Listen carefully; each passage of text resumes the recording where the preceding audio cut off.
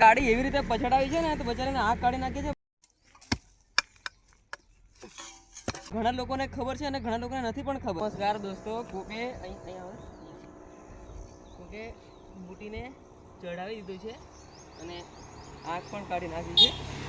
તો કોકે ગાડીવાળા ચડાવે છે ને પૂરું આખી આંખ જ કાઢી નાખી છે. તો એને આપણે અંતિમ સંસ્કાર કરશું અને એને કંઈક ડાબી છે થોડી ચાલ લઈ પાવડો કે બીજા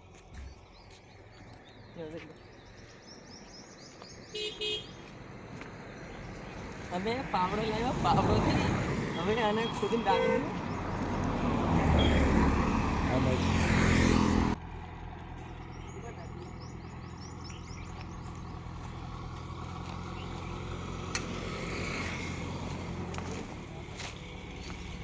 ગાડી એવી રીતે પછડાવી છે ને તો બચારાને આંખ કાઢી નાખીએ છે બધું પર અને દાંતથી તોડી નાખીએ છીએ. હવે એને આપણે ખાડો ખોદીશું અને ડાબીશું.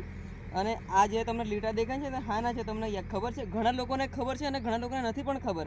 તો જે વખતે રામ ને રાવણને જે વખતે યુદ્ધ થયું ને તે વખતે પેલા પથ્થર શ્રી રામ કરીને નાખતા હતા ને અંદર પાણીમાં પથ્થર થતા હતા તે આ બુટી બી હાથે કરી અને પથ્થર લઈ જતી. તો તે વખતે ભગવાને આવી રીતે હાથ ફેરવ્યો શ્રી રામે.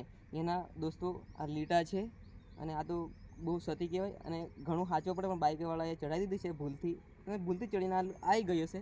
તેને આપણે ખાડો ખોદીશું અને ડાબીશું.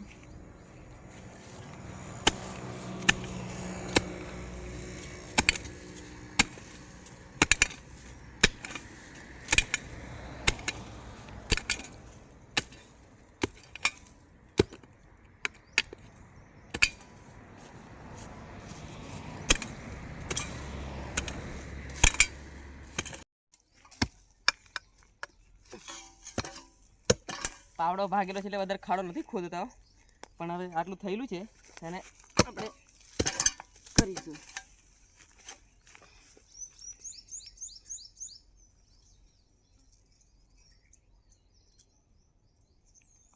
નમકે નહીં લાવે પણ ગામડાની અંદર નમકે ક્યાં લેવા જવાનું ક્યાં નહીં ખબર નથી પણ હવે આની આટલી સુવિધા કરી દેવાની બરાબર.